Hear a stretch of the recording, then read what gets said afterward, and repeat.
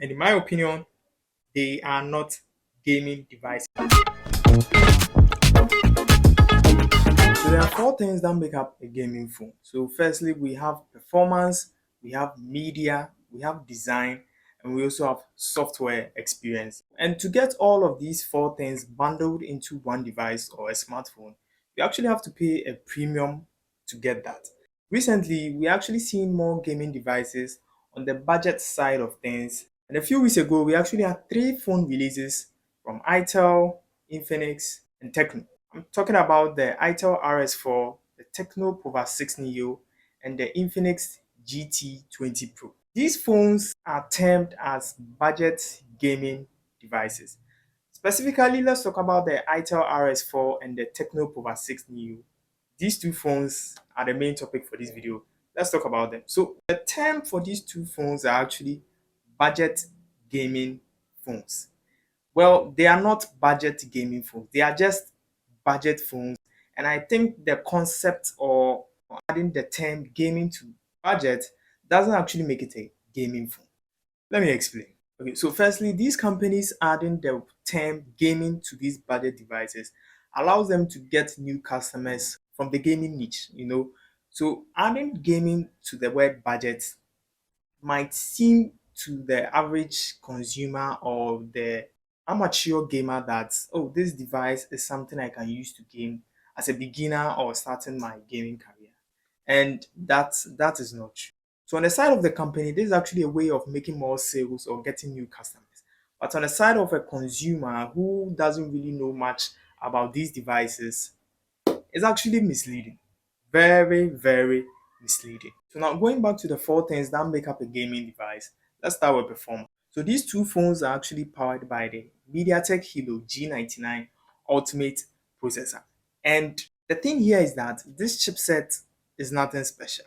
There are multiple devices and a whole range of devices actually use this MediaTek Helio G99 Ultimate chipset. And the question now is, if there are multiple devices that's actually using the same chipset, why are they not termed as gaming devices? So that's question number one. Let's put a pin inside that one and keep it there. Why are other devices not with the same chipset not termed as gaming devices? And even with the chipset itself, the Helio G99 Ultimate, there's a few caveats and issues I personally have with it. So the MediaTek Helio G99 Ultimate is actually a refresh or a slight upgrade over the MediaTek Helio G99 itself. So the Ultimate actually is just a refresh version of the Helio G99. And here are some benchmark scores from these two chipsets. Can you tell the difference? The Ultimate is slightly, and it's actually insignificant in real world usage or even in gaming test.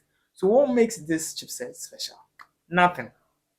This means if you are to get a device with the Helio G99 without the Ultimate, you probably are going to get similar or the same experience or daily usage as compared to the Ultimate.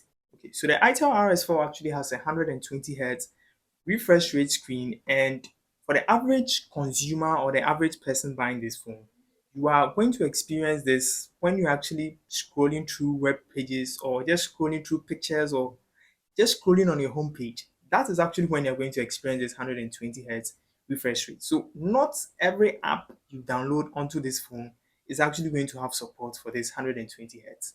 And in relation to gaming, since it is termed as a gaming device, how many games support 120 Hz on a budget phone at that price point?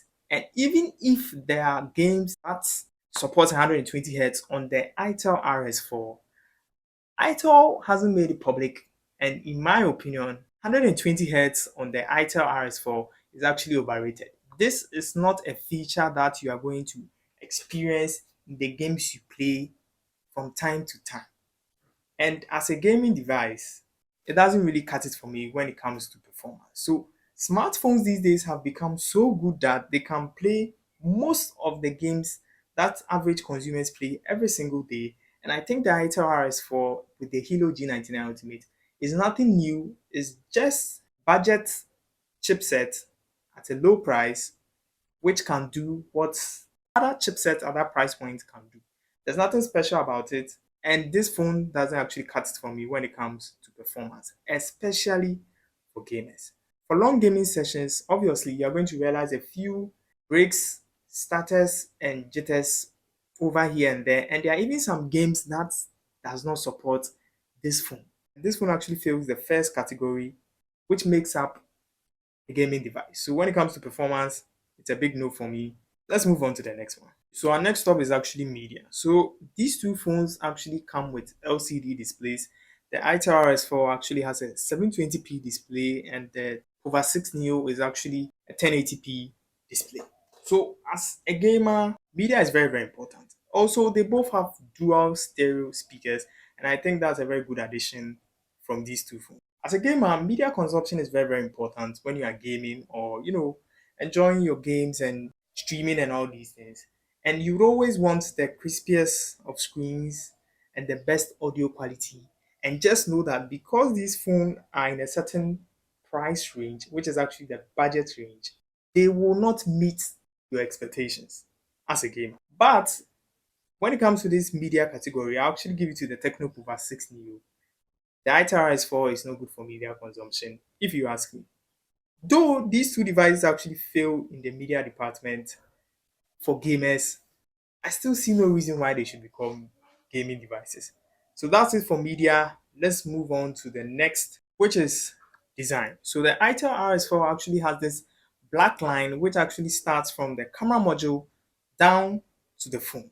So if you are to ask me, I think the Itel RS4 has a more clean, subtle look. It's actually more low key and low tone. And for the average consumer, you'd have to take a second look and a second guess to even consider this a gaming phone. Moving on to the Tecno Pova 6 Neo, this phone actually screams gaming device here, and I actually like it. I'm a big fan of it. So it has straight lines, glossy back, and a more mecha vibe, like Transformers. I really like this design. And between these two devices, I think the Tecno Pova 6 Neo has a more game-like look as compared to the Itel RS4. So when it comes to the design, I'm actually going to give these two devices a pass here. But the Tecno Pova 6 gives a more game-like vibe as compared to the Itel RS4. The Itel RS4 also looks good. It's more clean and subtle. It doesn't really make a lot of noise here, but the Tecno Pova 6, you don't need a second look to tell if this is a gaming device. And I like that.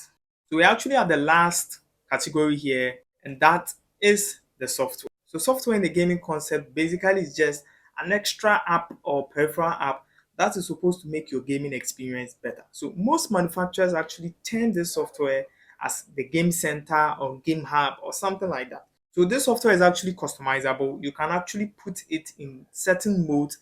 For example, maybe a do not disturb mode or a no text mode, which blocks incoming notifications or phone calls, which might interfere with your gaming experience. So this is a must have to have on a gaming device since it actually improves your gaming experience to some extent. It can even sometimes push the CPU performance of your phone, get a better gaming experience. And trust me, I've seen it on the Asus ROG, and it's very, very interesting and good to have.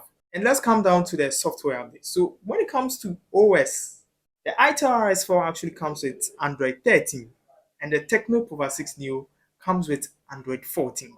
So if you are to get any of these devices, do not get the Itel RS4. At least get the Tecno Pova 60. So when it comes to the software department, I think these two phones fail. And when it comes to the OS, the Tecno Pova 6 Neo is a better choice as compared to the Itel RS4. So from all these four things, these phones, in my opinion, are not gaming phones. When it comes to performance, the chipset they use is nothing new. It's something that other phones sometimes even at a higher price range use, and sometimes even lower at a lower price even use. And this chipset is nothing new. As I said earlier, with the example of the Tecno Pova 4, it actually came way back in 2022. And as with the chipset, the Hilo G99 Ultimate is nothing new. It's actually a refresh of the Hilo G99, and it's not a significant upgrade in any way whatsoever. So if you are even to get a phone with a Hilo G99 processor, you should be having similar gaming experience as compared to that of the Ultimate Elo G99 processor. So in the performance department, these phones are not gaming phones. They are just your everyday average budget devices. Moving on to the next, which is actually media. I really like the dual stereo speakers on these two devices. But when it comes to their screens, they are LCD, they are not AMOLED, they are not OLED. For that price is expected, but do not get the Itel RS4 when it comes to media. The next one here is actually design. So these two phones have a very unique and nice design. The Itel RS4 is more of a quiet, clean, and subtle design, while the Tecno Pova 6 Neo screams more gamer vibes, and I think I prefer the 6 Neo over the Itel RS4. And finally, software. And with all these, I do not think these phones are gaming devices. If you have anything to say, leave it down in the comment section. We will battle it out. I'll reply your comments, ask me, and let's talk about it. So these are my thoughts about these phones, and in my opinion, they are not gaming devices, but rather they are budget everyday phones you can get at a very cool price. Okay, so let me chip in the price here. So the Itel RS4 is actually going for about 150 US dollars, while the Tecno Pova 6 Neo is actually going for about 158 US dollars. The Tecno Pova 6 actually has a larger battery, while the Itel RS4 actually has a normal 5000 milliamp hour battery. The price difference is insignificant, and I would say get the Tecno Pova 6. And the Tecno Pova 6, though is still not a gaming device, actually does a better job at imitating what a gaming device should especially look like and even behave.